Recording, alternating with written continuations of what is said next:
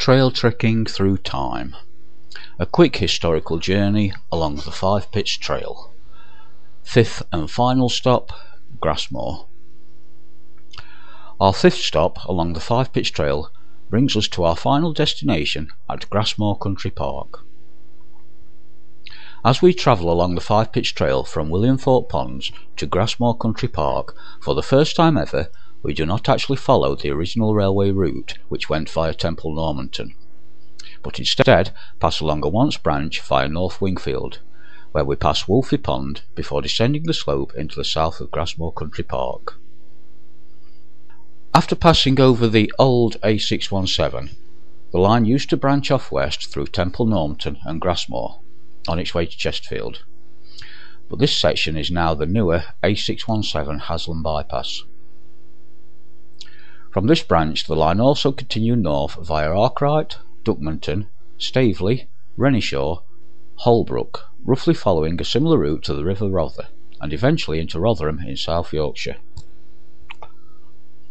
Grassmoor railway station was located alongside Mansfield Road to the northwest of the colliery site.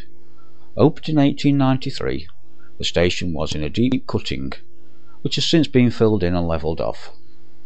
The station building was a brick construction, and a footbridge over the line allowed access to both platforms. After the station closed to passengers in 1940, the station was subsequently partially demolished, but the line itself stayed open for coal traffic until the closure of the colliery.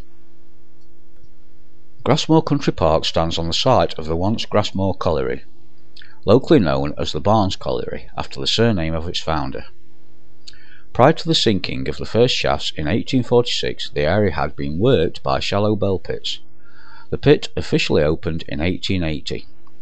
By 1896, Grassmoor Colliery boasted 60 miles of underground roadways and 6 miles of coalface, and was the first colliery in Derbyshire to have pit baths, which were built in 1929 at a cost of £15,000. Grassmoor Colliery merged with Williamthorpe Colliery in 1950, and the coal was then turned up at Williamthorpe. This is interesting in the fact that coal produced at nearby Hardwick or Homewood Colliery was also brought to the surface at Williamthorpe, so effectively all three collieries of Grassmoor, Hardwick and Williamthorpe were connected underground. Coke ovens were worked on the colliery site from around the time the first shafts were worked. The coking plant was modernised in 1935 with the installation of new ovens, and would then produce on average 300 tonnes of coke, 19 tonnes of tar, 6 tonnes of ammonium sulphate, 13,000 gallons of motor spirit, 15,000 gallons of crude benzol, and 5 million cubic feet of coal gas, not over a week or a month, but every single day. Gas produced from the coking process was piped to Chesterfield, Shirebrook and Mansfield for domestic and industrial customers. The Grassmoor coking plant eventually closed during the 1950s with the opening of a newer facility at Wingworth. The Derbyshire Miners Training Centre was built on the Grassmoor colliery site in 1952 and provided regular training for all the colliery staff around this area of Derbyshire. I remember some of my friends when leaving school would begin their initial training at the Grassmoor Centre before going into their relative colliery. Grassmoor Colliery finally closed in 1971, but the training centre continued into the late 1980s, whilst the colliery site was undergoing open cast workings before land reclamation began in 1989. The training centre was then closed and became a business park, until that also was finally closed around the turn of the 21st century. Grassmoor village was originally known as Grassmoor, meaning grey copse, according to parish records of 1568. During the latter half of the 19th and earlier 20th centuries, the biggest employer at Grassmoor was the colliery, who employed around 3,000 people at its height. A popular leisure facility in the village is Barnes Park, named after the colliery owner, which was opened in 1920, and sported tennis courts, a bowling green, cricket field, football field and children's playground. The tennis courts and bowling green are now gone, but the rest remains, and the park is now the domain of local leisure seekers.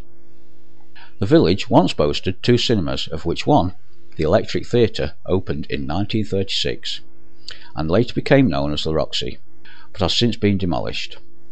The other cinema had a much longer history.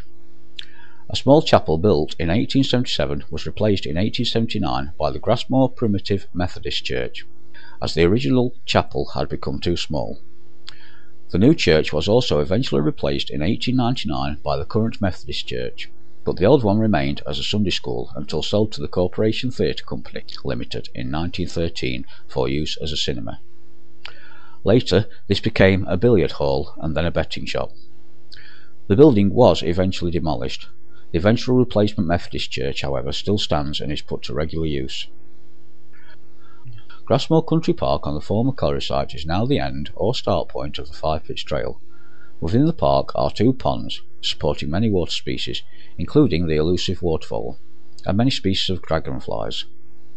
Large woodland supports many native birds, and areas of extensive grassland which are left uncut until late summer allow an ideal habitat for many butterflies and insects. Grass snakes have also been spotted in Grassmoor Country Park. The park has many benches and picnic areas, lots of easy access footpaths and 2 car parks, although the one on Mansfield Road is very small and can only accommodate a handful of vehicles. During the summer months the park buzzes with human activity and is an ideal starting point to explore the 5 Pits Trail. We have now come to the end of our historical journey through the 5 pits of the famous trail. Thank you for travelling with us.